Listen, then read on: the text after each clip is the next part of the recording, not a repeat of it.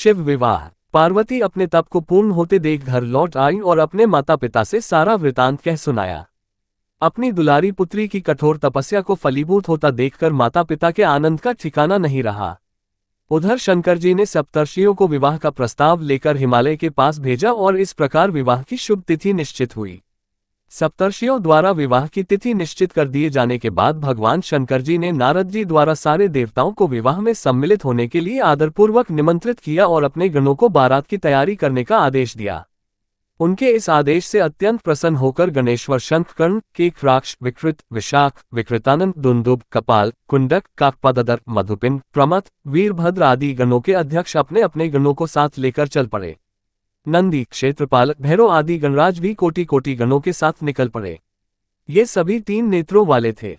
सबके मस्तक पर चंद्रमा और गले में नीले चिन्ह थे। सभी ने रुद्राक्ष के आभूषण पहन रखे थे। सभी के शरीर पर उत्तम भस्म पुती हुई थी। इन गणों के साथ शंकर जी के भूतों, प्रेतों, पिशाचों की सेना भी आकर सम्मिलित हो गई। इनमें डाकनी, शाकिनी, यातुधान, वेताल, ब्रह्मराक्षस आदि भी शामिल थे। इन सभी के रूप, रंग, आकार, प्रकार, चेष्टाएं, वेशभूषा, हाव भाव आदि सभी कुछ अत्यंत विचित्र थे। किसी के मुख ही नहीं था और किसी के बहुत से मुख थे। कोई बिना हाथ पैर के ही था तो कोई बहुत से हाथ पैरों वाला था। किसी के बहुत सी आंखें थीं और किसी के पास एक भी आंख नहीं थी। किसी का मुख गधे की तरह, किसी का सियार की तरह, किसी का कुत्ते की तरह था। उन सबने अपने अंगों में ताज़ा खून लगा रखा था। कोई अत्यंत पवित्र और कोई अत्यंत विभत्स तथा अपवित्र गणवेश धारण किए हुए था। उनके आभूषण बड़े ही डरावने थे। उन्होंने हाथ में नरकपाल ले रखा था। वे सबके सब अपनी तरंग में मस्त होकर नाचते गाते और मौज उड़ाते हुए महादेव शंकर जी के चारों ओर एकत्रित हो गए। चंडी देवी बड़ी प्रसन्नता के साथ उत्सव मनाती हुई भगवान रुद्रदेव की बहन बनकर वहां आ पहुंची। उन्होंने सर्पों के आभूषण पहन रखे थे। वे प्रेत पर बैठकर अपने मस्तक पर सोने का कलश धारण किए हुए थीं। धीरे धीरे वहां सारे देवता भी एकत्र हो गए। उस देवमंडली के बीच में भगवान श्री विष्णु गरुड़ पर विराजमान थे।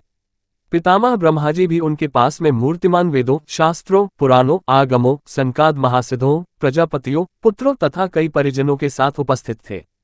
देवराज इंद्र भी कई आभूषण पहन अपने ऐरावत गज पर बैठ वहां पहुंचे थे। सभी प्रमुख ऋषि भी वहां आ गए थे। तुम्बुरु, नारद, हाहा और हुहु आदि श्रेष्ठ गंधर्व तथा किन्नर भी शिवजी की बारात की शोभा बढ़ाने के लिए वहां पहुंच गए थे। इनके साथ ही सभी जगन्माताएं, देवकन्याएं, देवियां तथा पवित्र देवांगनाएं भी वहां आ गई थीं।